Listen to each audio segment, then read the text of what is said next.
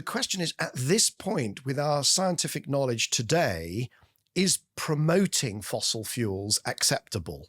Personally, I don't believe in this refusal to engage. Okay, what you do is an ethical question. Okay, the fact that you engage with someone in conversation is not.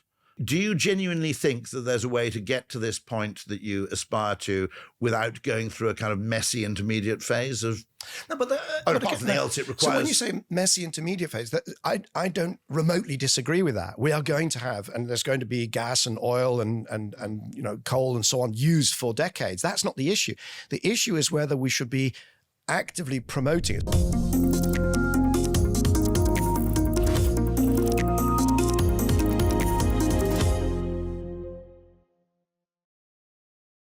Hello, I'm Michael Liebreich, and this is Cleaning Up.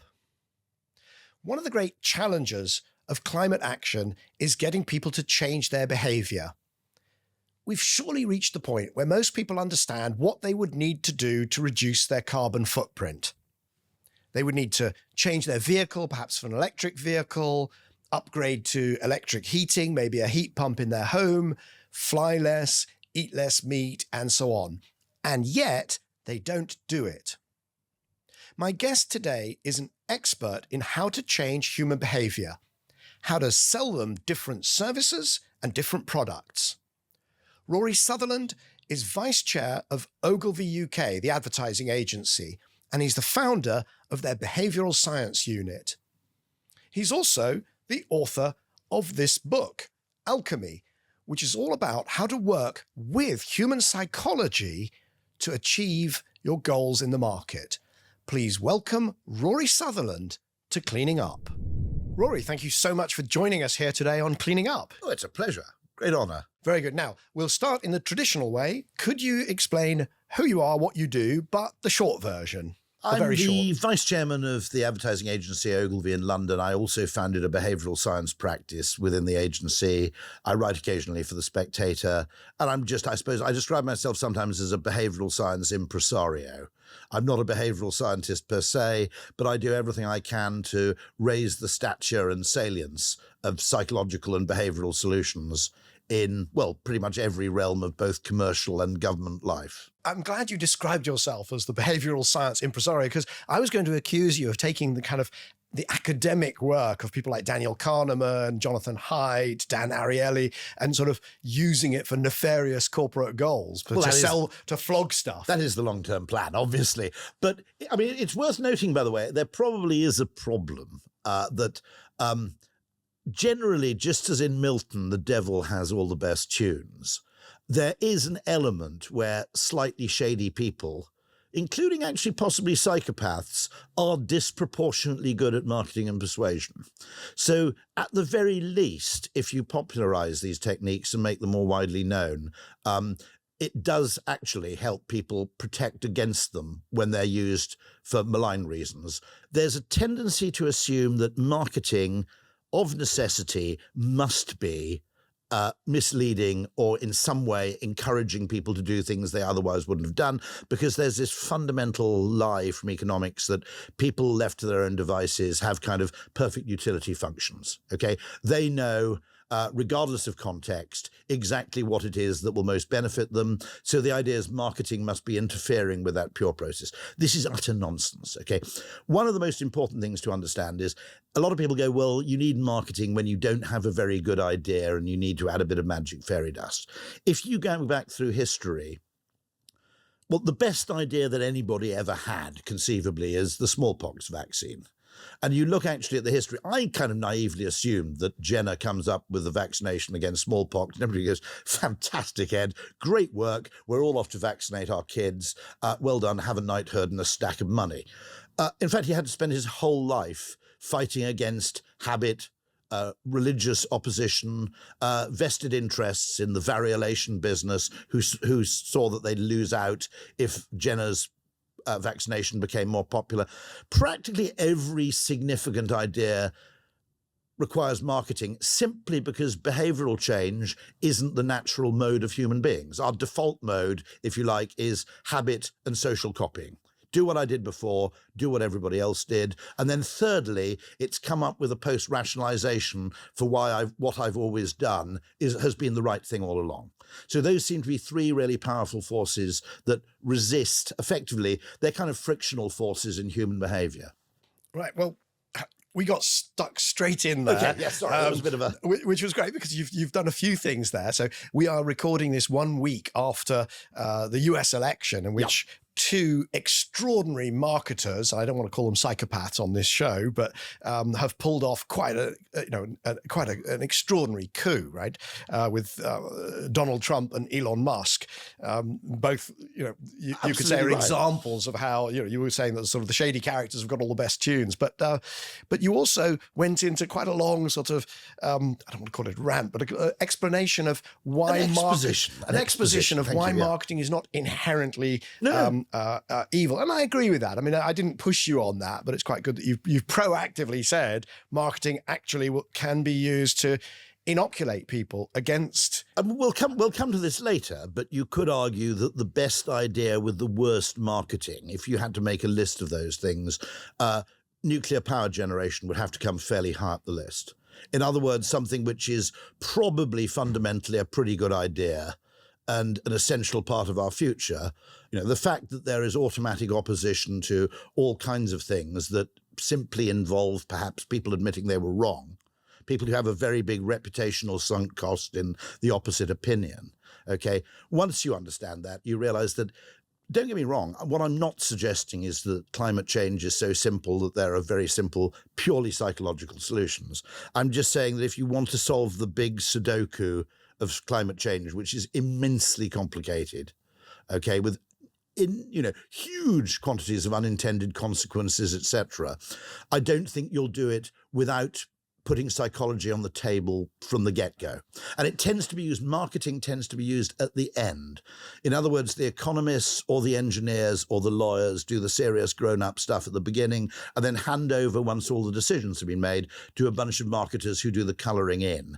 And I think that's fundamentally a mistake. You actually have to look at psychology right from the beginning and say, very nice theory, but seriously, will anybody really do this? Absolutely. I've seen this happening in real time with the SDGs, the Sustainable Development Goals, where there was this political process, the policymakers that decided there would be 17 of them, there'd be 169 sub-goals, there'd be this, that, and the other, and they then sort of threw it over the fence to the marketers and said, here we go, sell this. And of course, it's very difficult to sell something like that.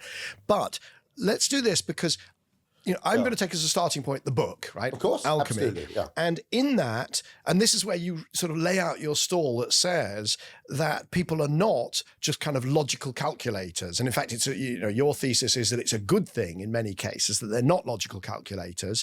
And for me, the jumping off point was the quotation allegedly from David Ogilvy. That's right, although we can find no evidence that he said it. Let's ascribe it to him because we can't. There's nobody else vying for it. But what's the quotation? The way the quotation actually goes is supposedly David Ogilvy said, or somebody similar said, the trouble with market research is that people don't think what they feel, they don't say what they think, and they don't do what they say. Wait, so let's slow down because this is so important. I know. So they don't think what they feel. Absolutely. They don't say what they think, and they don't do what they say.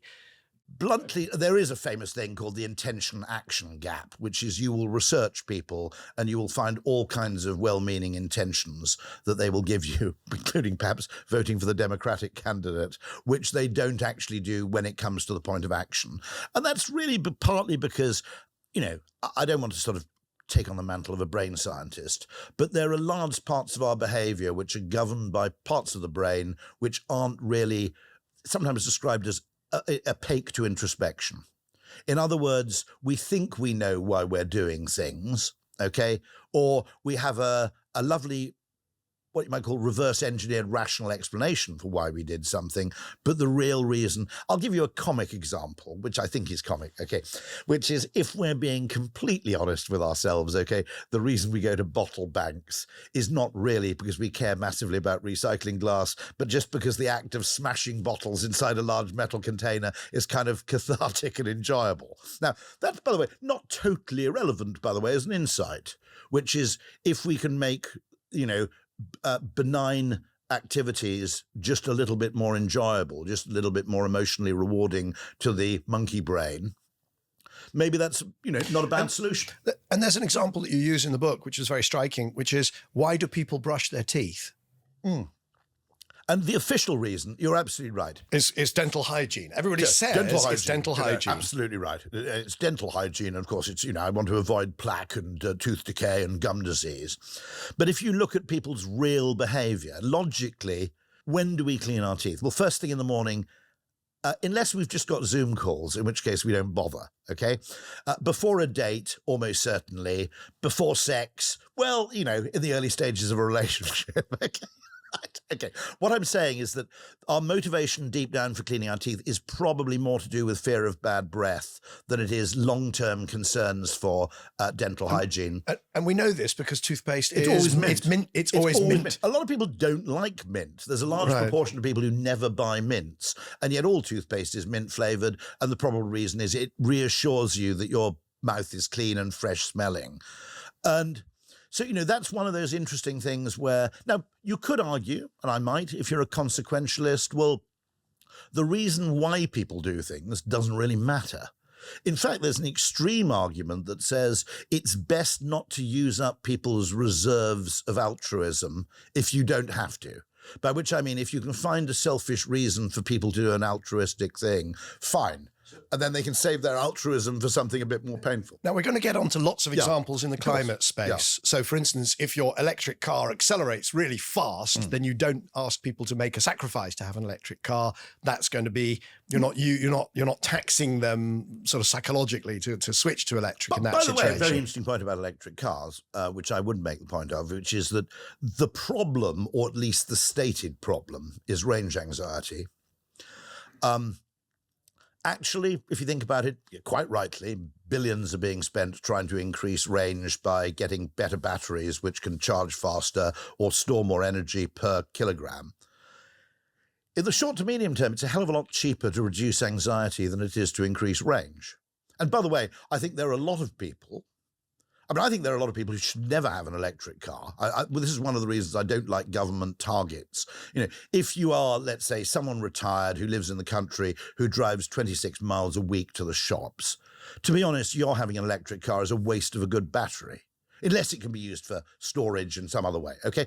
You don't want that person to have an electric car because it's a stupid waste of the technology. Now, reducing anxiety, which I think is comparatively easy to do, if you gave me a budget of 30 million and I was allowed to bribe Google Maps, I could reduce a lot of anxiety. It's really infrastructure anxiety, by the way, not range anxiety. I could make a big difference with 1% of an engineering budget.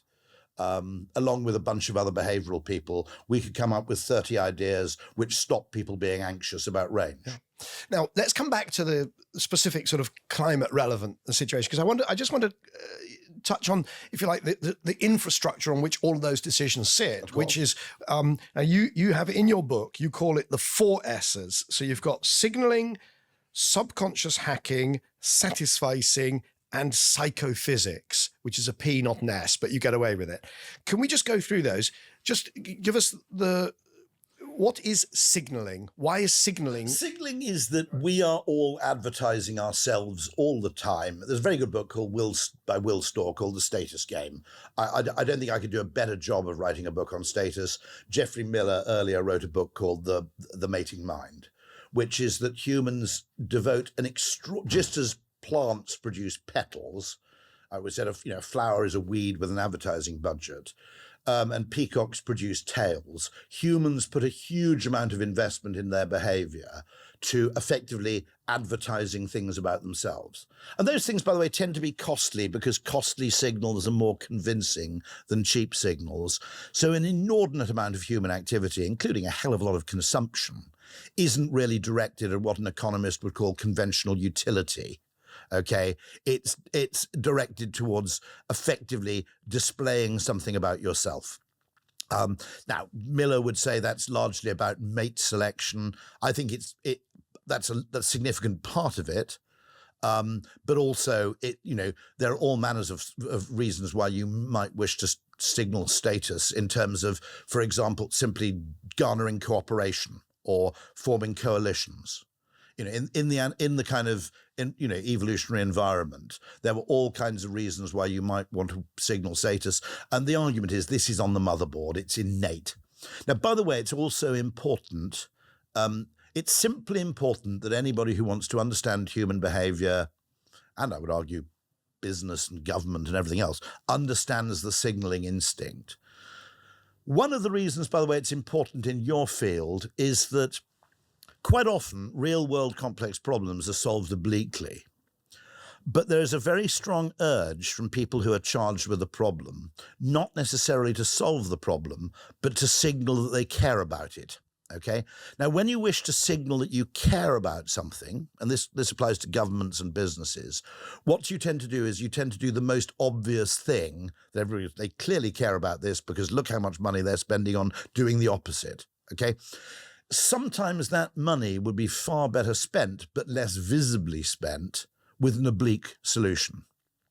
But for signaling purposes, I want to show I care about this. Quite often, the behaviours that are adopted, and that applies in an institutional setting, not just an individual setting, aren't actually the best solution to the problem. And so quite often, the solution will come in from left field. You made a wonderful point, actually, when we last talked, which is that government might want to discourage drinking for one reason or another.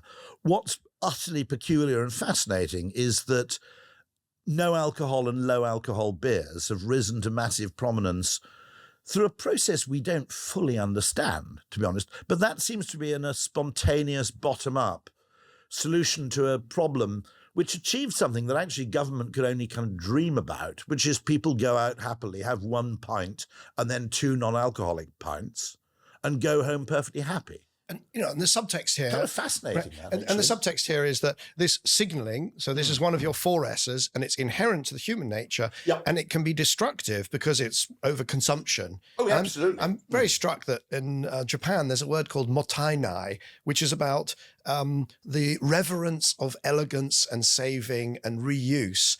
Yes. And we don't some people do, but in general, in particularly perhaps in the US, we don't tend to signal status by. There would have been religious groups like the Quakers, the Puritans would have actually had. Would have had that idea that basically of modesty. There are religious, particularly Protestant groups, which kind of did actually attach a value to it. The Scandinavians have this idea of lagom. One interesting thing, by the way, have you ever met a really rich Scandinavian? Because they actually lead an incredibly modest life in quite an attractive but not ridiculous house. I've spent time in Norway where everybody has a sort of shipping company and an oil field. Right, yeah. But the weird thing is what you discover about the rich Scandinavian is they also have a massive villa in Italy with 3 Ferraris and a swimming pool made of gold. They actually like bling just like everybody else. They just don't do it at home. So, now let's move on to subconscious hacking. Okay, so let's take as a given now. People want to signal. They want the status is important, and they will put meaningful resources into it. Next thing is subconscious hacking, and I'm thinking this is stuff like the placebo effect and risk aversion and so on. Is that an awful lot of things? An awful lot of decisions are taken before we're even aware of making a decision. An awful lot of, we also come to conclusions without really being aware of why we reached them. And so what is undoubtedly true is you can present information in a way that will make people highly receptive to something or reject it for reasons of an emotional response, which in a way has bypassed what you might call rational sense. And so there are ways in which you can, very simple ways. Okay, give us an example. A perfect example of what used to be called pilchards. Someone ingeniously discovered they're actually part of the sardine family, and they've been rebranded as Cornish sardines. And the volume of sales and the price you can charge for them goes up massively. Chilean sea bass used to be Patagonian toothfish.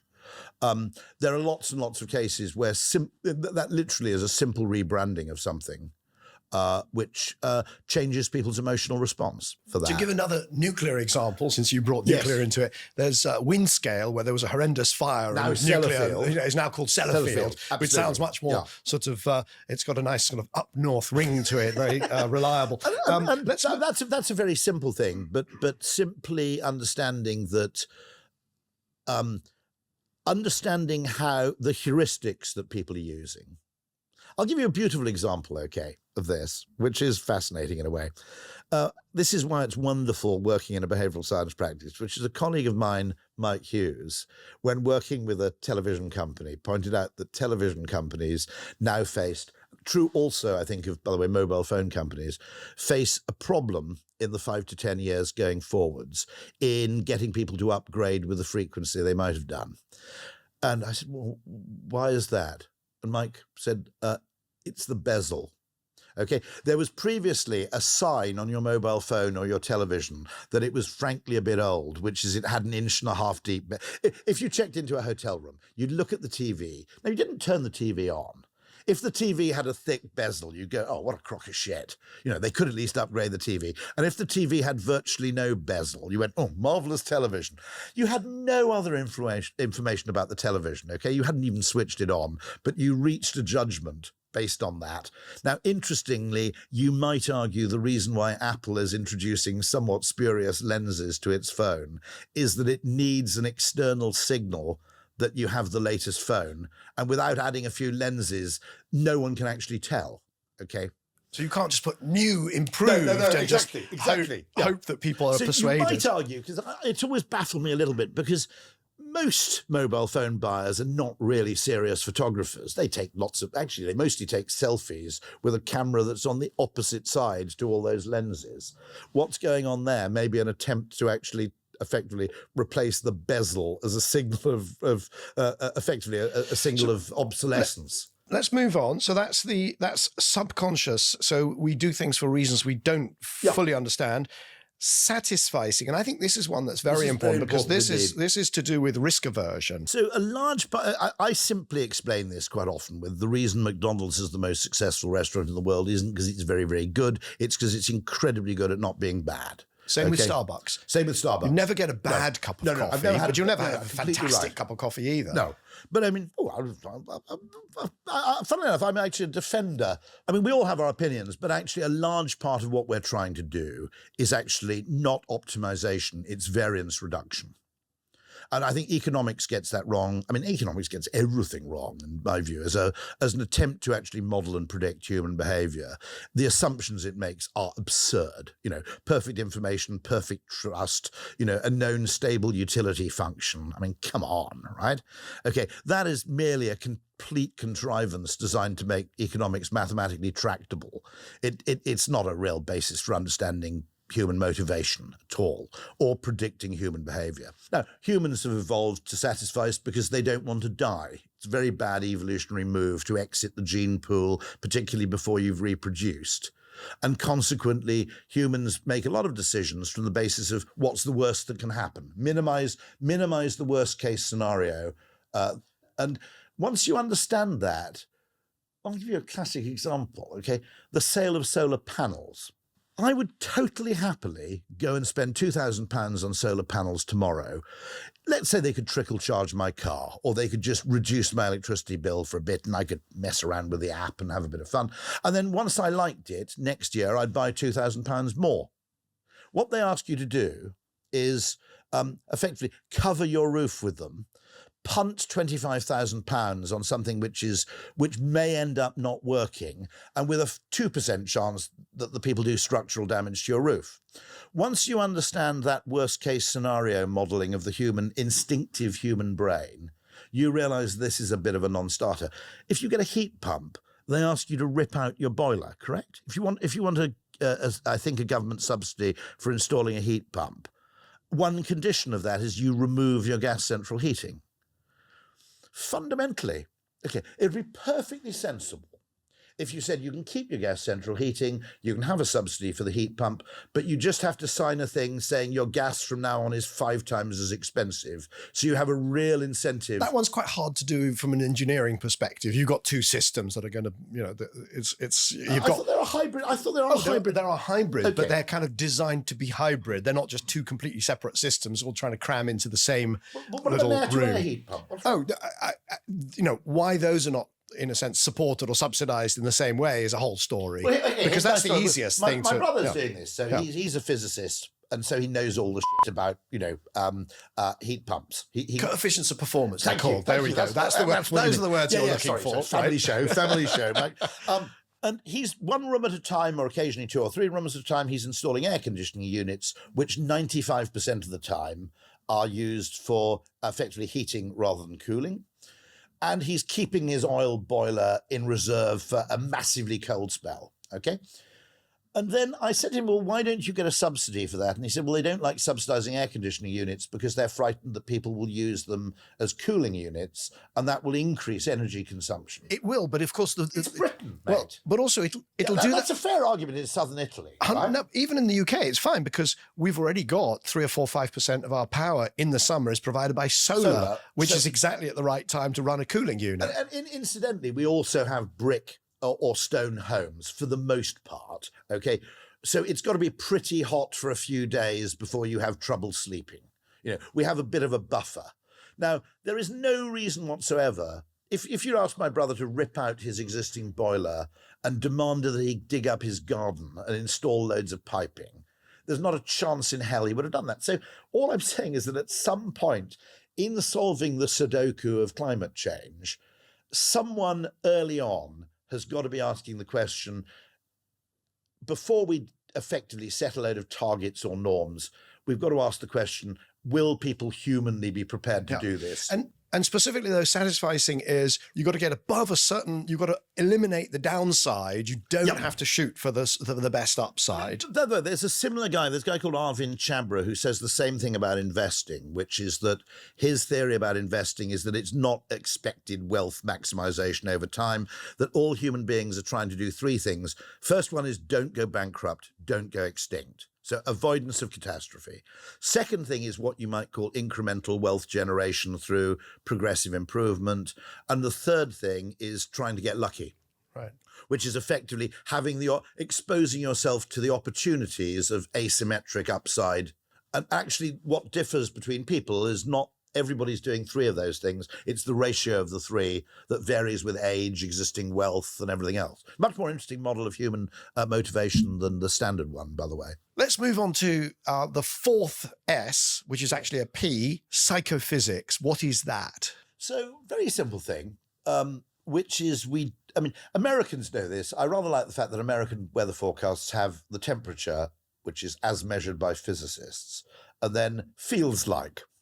And the feels like temperature is effectively a psychological measure of heat, which takes into account humidity, breeze, and I think, but someone will probably correct me, knowing your audience, there'll probably be some meteorologist out there. I think also it looks particularly at the heat at kind of head height. So I can't quite remember the details, but it compensates something to do with the fact that humans are 6 feet high. Fundamentally, we spend an awful lot of our time trying to optimize for objective physical measures on the assumption that these translate directly into human benefits and preferences. And there are a few interesting things. The example I always give is, as an example of utterly brilliant psychophysics, is the Uber map. Sorry to people who've heard me say this so many times before, but it is so good, which is actually what people mind about waiting for a cab. If you ask them, they'd say, I want the cab to turn up quickly because I hate waiting for a cab. The insight in Uber is that if you give people, or Deliveroo for that matter, is if you give people a nice map with the cab on it, they're not that bothered whether it's 5 minutes or 15. I'm not saying you can take an hour, okay? But they're not that bothered because what really pains them about the wait isn't the duration, it's the degree of uncertainty. And so psychophysics is understanding, in a sense, what drives emotional response to things.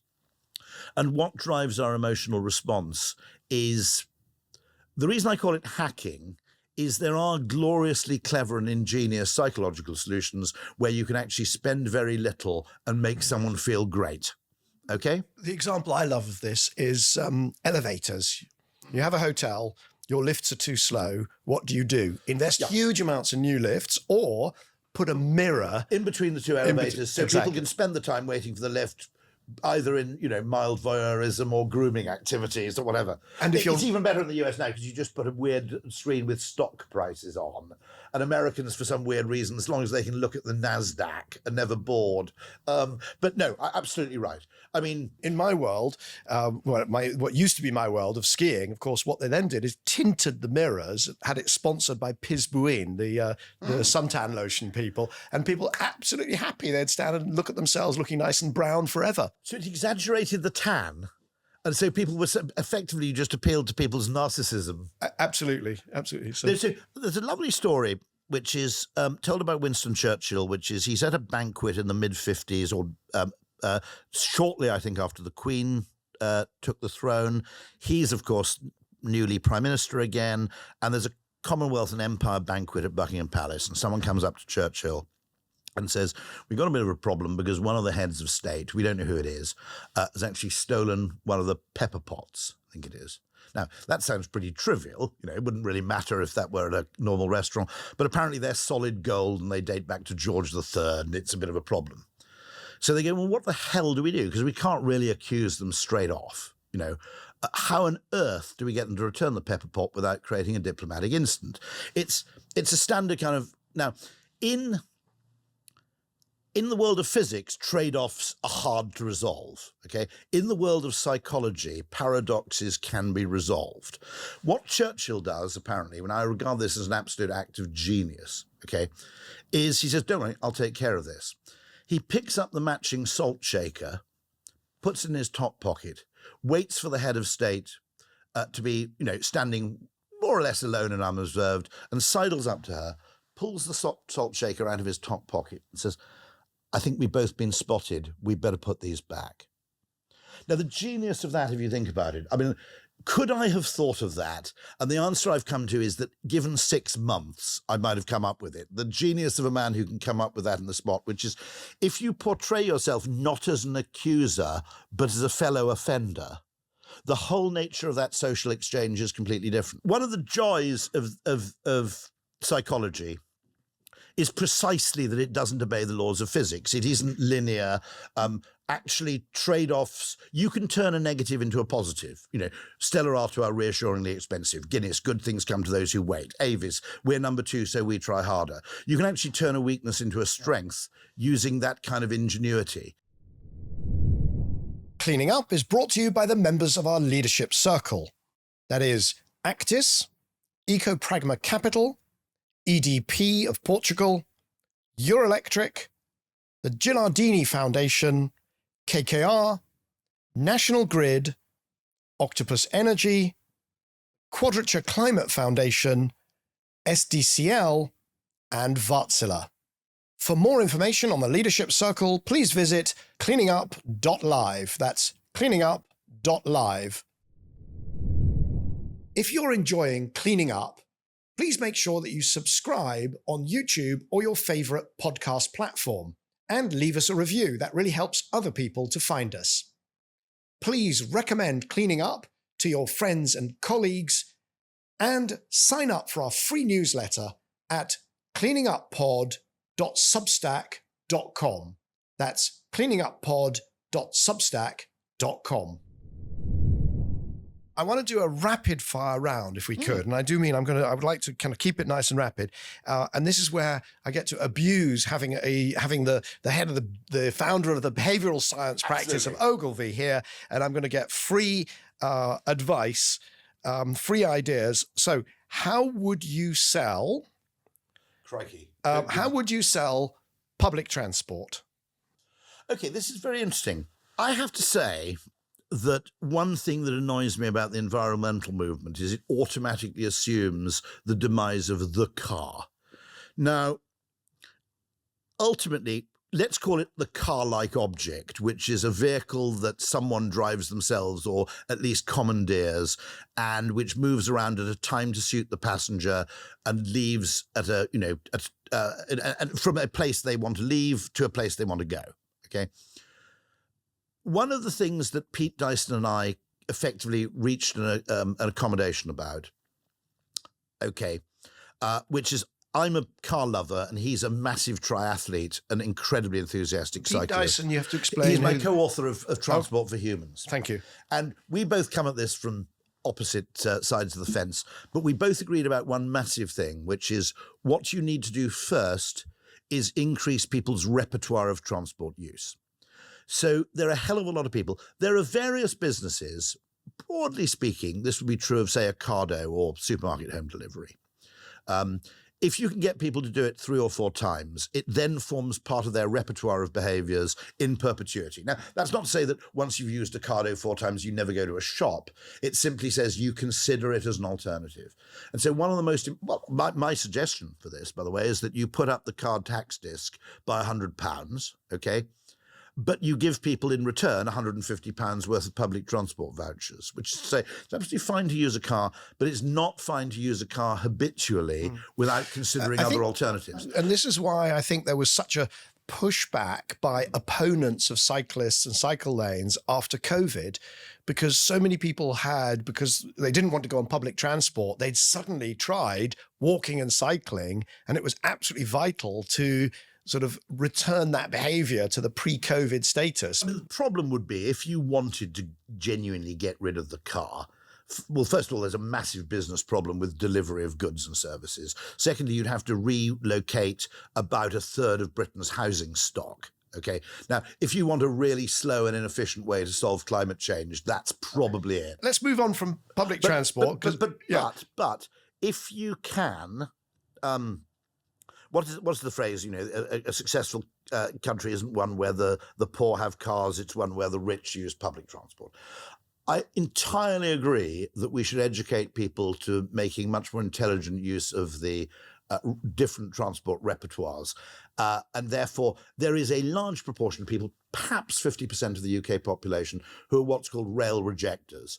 They've even though they probably haven't travelled on a train for 15 years, they've conceived a massive animus against trains, and they don't even consider it, even for situations where it's probably obvious. So let's start there. And the idea is get them to sort of try it, use it for a period, and that increase the repertoire and take it from there. Absolutely. Let's go on, because this is the rapid fire round. What about you've decided? By the way, we should also consider video conferencing as a transport option.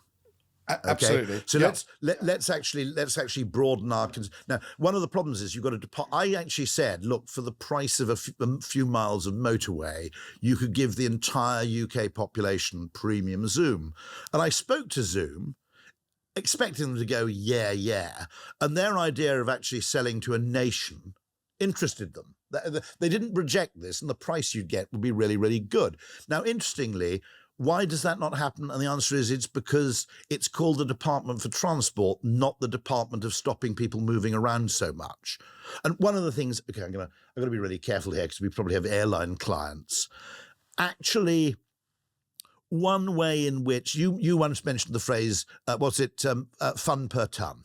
In other words, let's look to reduce carbon emissions in the areas which are least enjoyable. And I would argue very short-term business travel can be now easily replaced with video alternatives.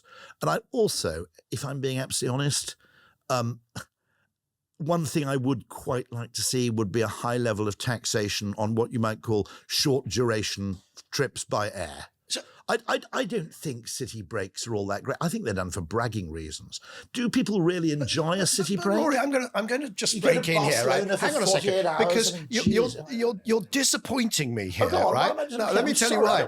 I'm telling you why you're disappointing me, because I'm looking for you to come up with clever hacking, right? I want you to be hacking. And when you said that, oh, people are just going on city breaks for bragging rights. Well, of course, because you said it. One of the 4 S's is signaling. Yeah, so they're going to, so how do you make, a very large part of consumption is probably done for signaling reasons.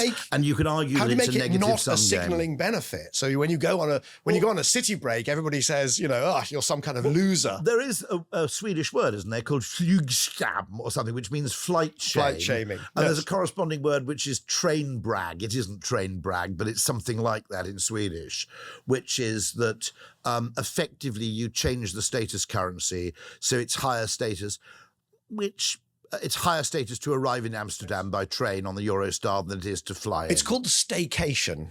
It's called the staycation. Okay. Brilliant rebranding idea. By the way, there are lots of these interesting ideas where simple language can do 2 things. Because when you create a name for something, you create a norm for something.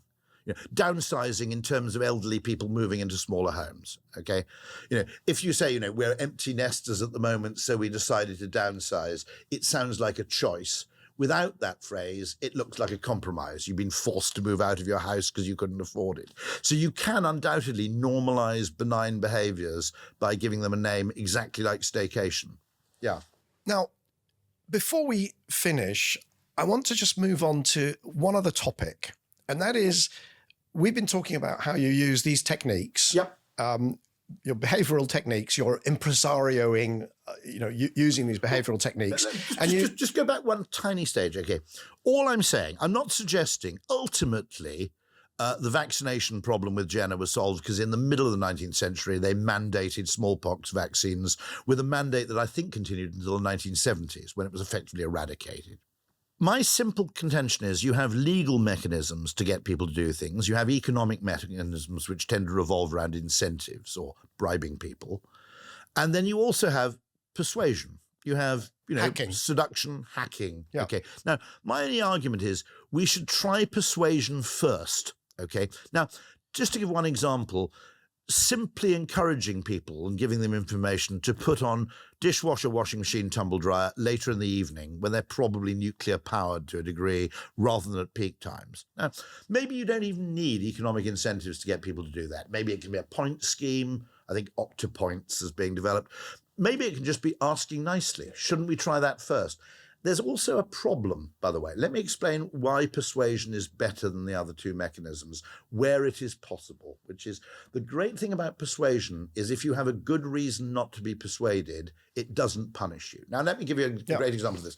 If you say to people, it's mandatory that you mustn't put your tumble dryer on during the day, the first phone call you'll get will be from the London Fire Brigade, who will say, what you're doing is you're forcing people who work nights to leave their flat with a tumble dryer turned on, and it's a massive fire risk. Or there are people who have, for example, someone whose bedroom is downstairs from their kitchen, and they'll be putting their washing machine on so it hits the spin cycle at 2 a.m. If you've got a good reason not to be persuaded, people go, yeah, fair enough. You don't have to do that.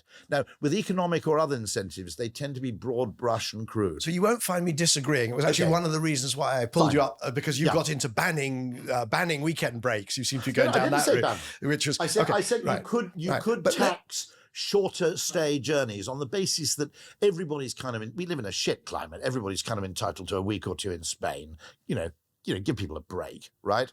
Okay. But at the same time, there are forms of transport which a combination of flugskam and maybe some economic incentives might be quite effective. But I agree with you. Yeah. Let's just try persuasion first. But okay, so now where I was going, though, is that these techniques, we've talked so far about using them, sort of working with the grain to reduce the impact of climate change, to reduce the use of fossil fuels. Yes. You've talked about solar, we talked about EVs, we've talked about using nuclear, we've talked about all of these things that we want to have happen. But we have to talk about the other stuff, right? The fossil fuels. I can't speak for everybody in a large company. Just as I have worked with tobacco companies on vaping products, and I have worked with fossil fuel companies. Them right now. Exactly. I have worked with fossil fuel companies on their electric car charging networks. I mean, don't forget that the principal deployment of an ad agency, if it's doing its job, is to change behaviour. But is that Is that right? Is that an appropriate response? Personally, I don't believe in this refusal to engage. Okay, what you do is an ethical question. Okay, the fact that you engage with someone in conversation is not. Okay, so and emphatically, if you are actually, essentially doing something dubious, but there's this new idea of complete purity, which is that any involvement with anybody, essentially is what you might call, it's almost like sort of religious dietary law that you mustn't be associated with anybody unclean. But they're part of the solution. I mean, the fast food industry is part of the solution. I'm also an advisor to. I'm an advisor to an oil and gas company that is. I'd like to think that I'm helping them to figure out how to, do less of that and do more of the clean stuff. But what I'm not doing in any way is promoting oil and gas. And I think there's a difference between saying you have to engage with people. I mean, look, we're still heating our homes with gas. I still drive a petrol car. That's not new news. I've talked about it quite often on Cleaning Up and other shows. But there's a difference between saying engage and promoting. The solution will be messy, okay? By which I mean that, it was complexity that got us into this mess. It's highly unlikely there's some silver bullet that gets us out. Rory, the question is at this point with our scientific knowledge today, is promoting fossil fuels acceptable? And if it's acceptable, that's interesting. If it's not acceptable, then what does that say about the people who are doing it? Without knowing what they are doing, if you are arguing, okay, that this is actually ultimately these businesses are part of the solution, and incidentally, there will, I suspect, always be quite a lot of use cases where, let's say, the gas industry is probably necessary. If we're I don't think, if I'm being blunt about it, I don't think, unless you have a huge investment in nuclear to provide the base load most of the time, I think part of the solution will involve using some sort of fossil fuel and then compensating for it. I don't see how you can do that.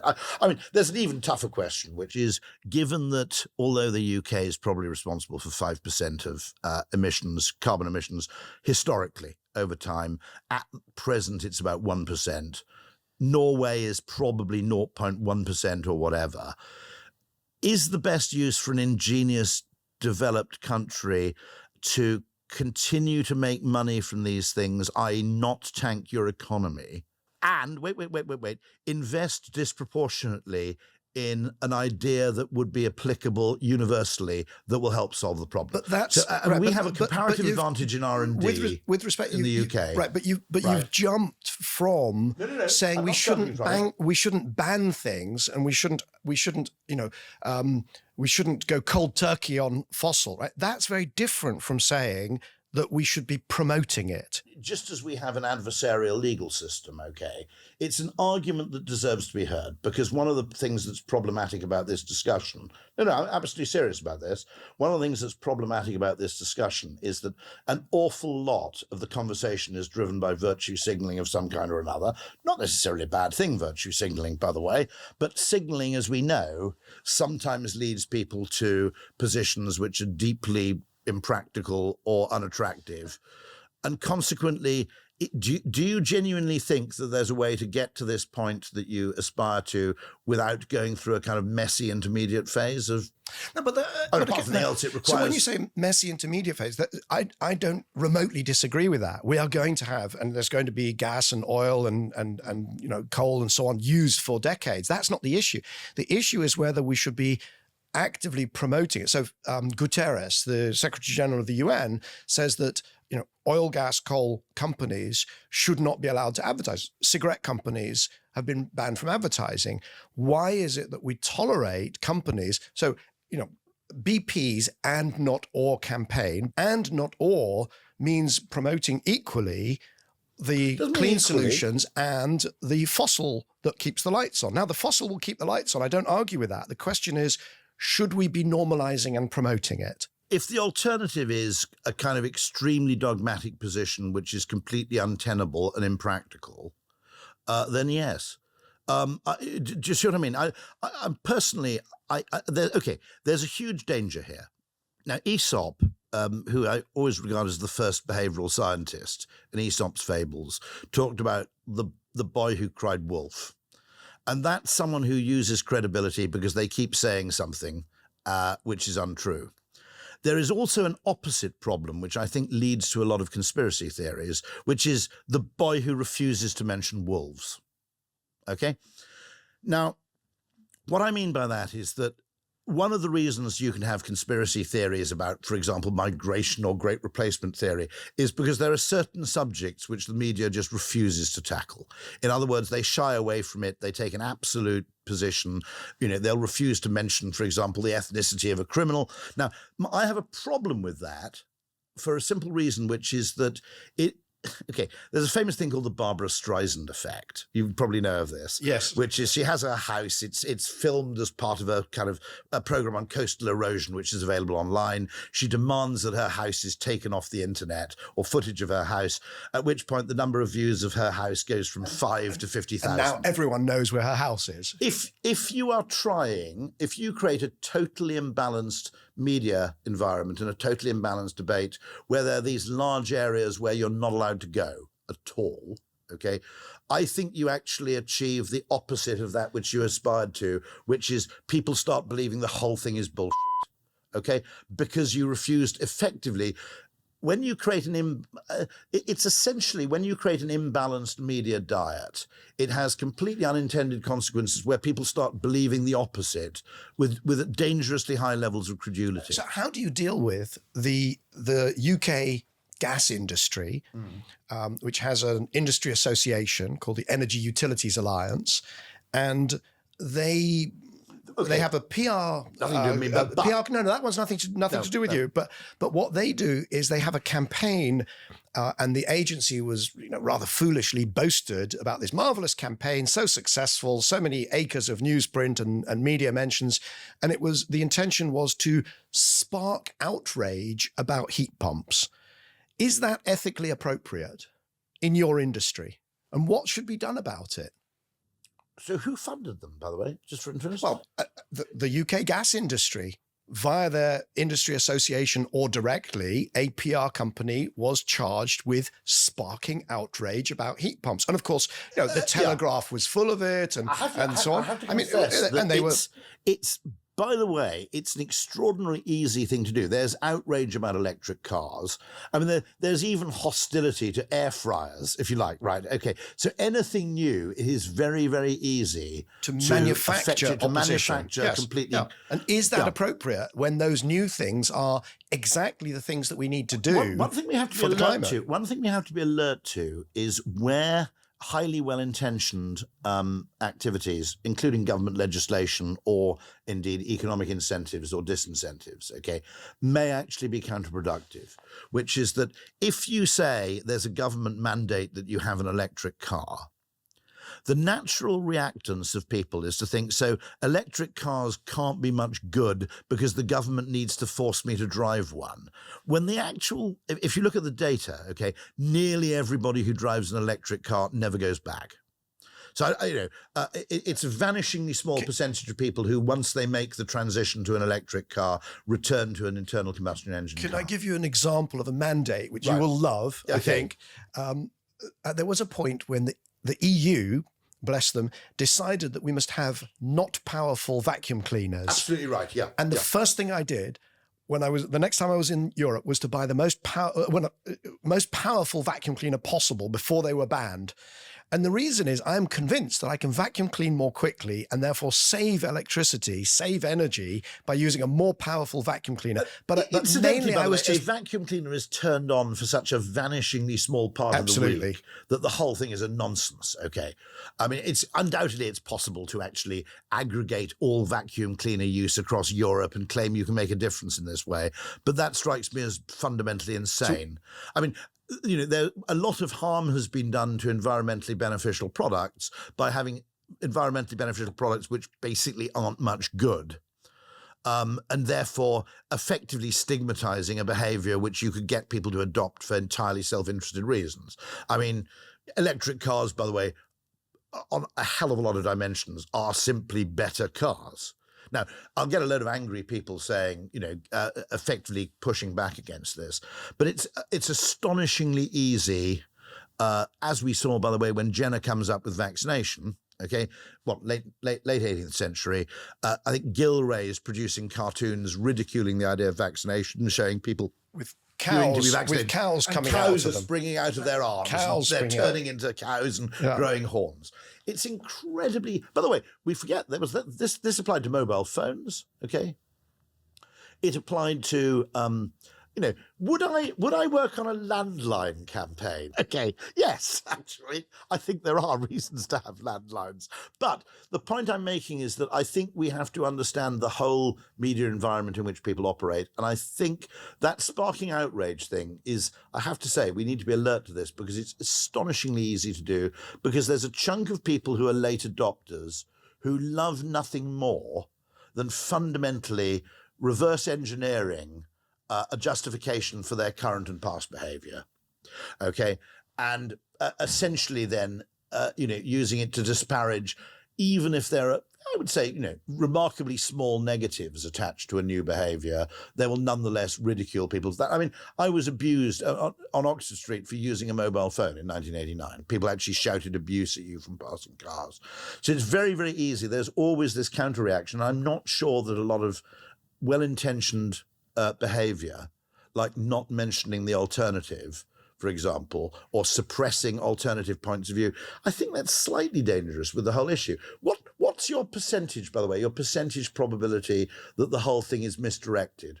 Oh, in other words, do you hold a possibility that the entire CO2 emissions thing might be a misdirected effort, or an example of something like the, what's it called? The Abilene effect, I think it's called. Okay, which is where a group of people effectively conceive of a wrong-headed idea, which becomes incredibly strong simply because no one wants to break ranks. It's a fascinating question. We need to ask that question, by the way. So it's not impossible. Knowledge of behavioural science would say it's emphatically not impossible. So where I am on that, as a scientist with a very strong STEM and thermo background, is it is not possible that there is no such thing as climate change, that it's not happening. Are there people, even in the science community, who've been exaggerating it, who've been using sort of exaggerated scenarios? And I've fought very strongly against something called RCP 8.5, which was a scenario promoted through the UN science, through the IPCC and so on. Absolutely, there's exaggeration.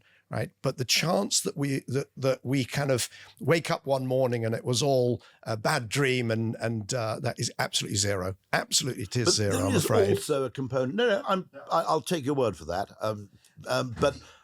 However, there is also a group of people who are prone to exaggeration because their prime motivation is political in some sense, not environmental. Absolutely. There's no question. I think you mentioned it. There was a group of people where if you said, if you could solve climate change, but it didn't come with a commensurate kind of, reduction in consumption or inequality. 100%. There are people who are attaching all sorts of agendas to the climate agenda. But I just to come back and then we'll need to wrap up. I think it's very different trying to exclude, for instance, discussion about what benefits fossil fuels have brought us and how necessary they still are, and the fact that, as an example, I'll give you a great example.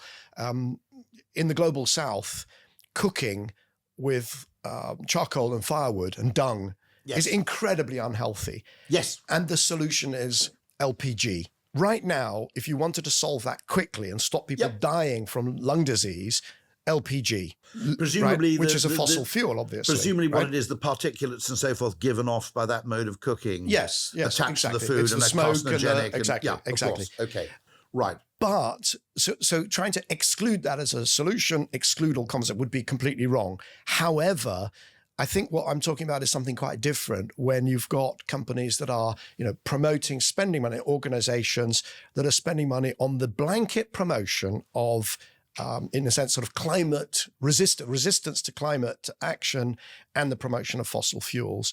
And that I'm not talking about removing it from the public space. I'm talking about actively promoting it. As the media, I mean, you have to some extent, okay. Okay. One of the functions of the advertising industry, I would argue, is to slightly correct for information asymmetries. So, for example, if you are promoting an Android phone, there is an information asymmetry, which is that the launch of a new Apple phone is a media event and the launch of Android 15 is not. Okay. So I would argue that there is a body of opinion, for example, your point about cooking, okay, which is never heard because it's in no one's interests to promote it in media terms. And therefore, someone needs to elevate that argument and argue that actually, in some cases, that the perfect is the enemy of the good in quite a lot of these cases. Correct. But what we've got, I mean, where that plays out, I would argue, is that there are sort of, I don't know what to call them, contrarian gadflies who make a very nice living by pushing back and saying, well, so there's people like Bjorn Lomborg, who makes a living, and quite a good living, and Alex Epstein talks about how fossil fuels are the only moral alternative, and they make a very nice living by pushing back against what is perceived as a sort of media monopoly that says climate change is happening, we need to do something about it. So they make their shtick is then to say the opposite.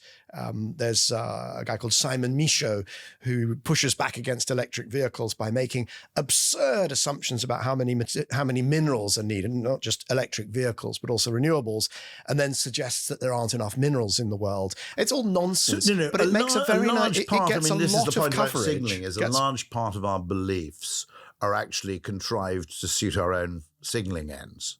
And you're absolutely right that there is always a ready market for contrarians. And it is actually, by the way, a necessary part of information, by the way.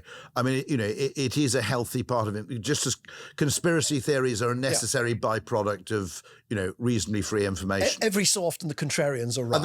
Every so often they're right. Yeah. Roy, it's a huge pleasure. It's great fun. We're going to need to. Interesting question. I am going to need to wrap us up. I'll let you finish that thought and then we'll wrap up.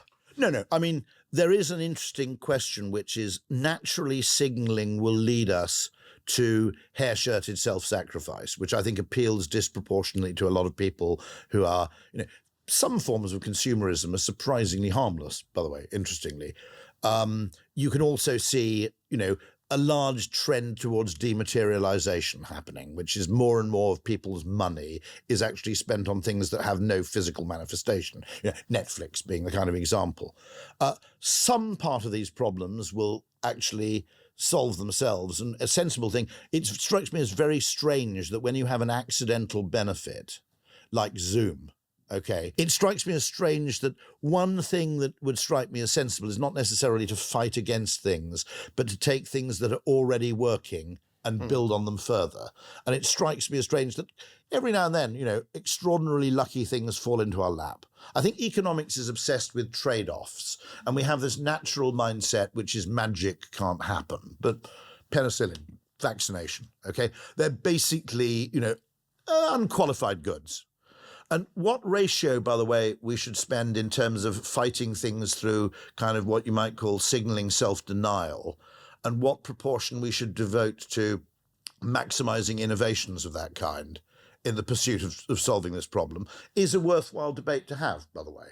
I mean, I think it's a perfectly interesting and intelligent point to say, well, would the 1% of carbon emissions produced by the UK is our best contribution to actually economically kind of slightly hobble ourselves in very, very ambitious pursuit of what is a relatively small part of worldwide emissions?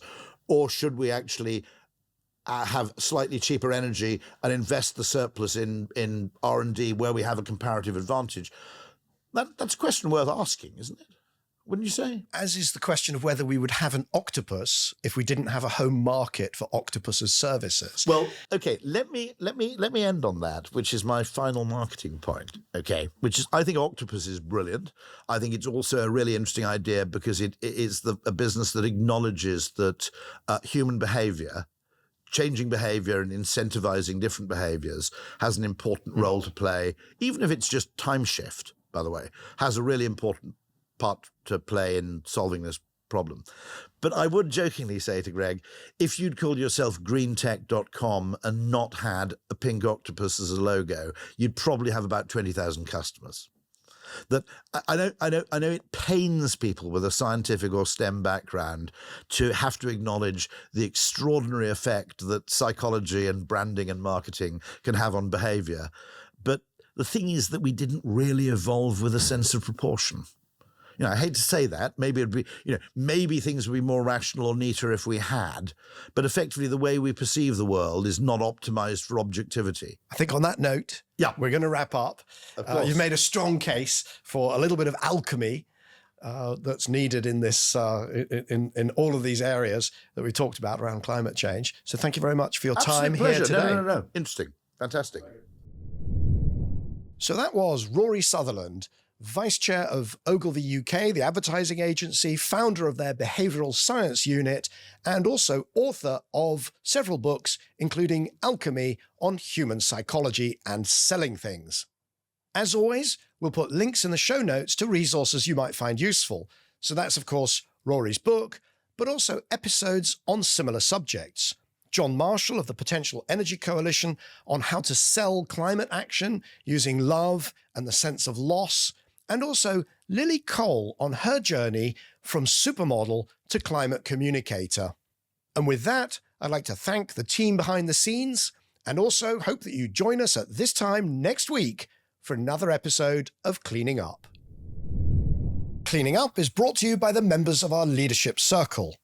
That is Actis, Ecopragma Capital, EDP of Portugal, Euroelectric, the Gilardini Foundation, KKR, National Grid, Octopus Energy, Quadrature Climate Foundation, SDCL, and Wärtsilä. For more information on the Leadership Circle, please visit cleaningup.live. That's cleaningup.live. If you're enjoying Cleaning Up, please make sure that you subscribe on YouTube or your favorite podcast platform and leave us a review. That really helps other people to find us. Please recommend Cleaning Up to your friends and colleagues and sign up for our free newsletter at cleaninguppod.substack.com. That's cleaninguppod.substack.com.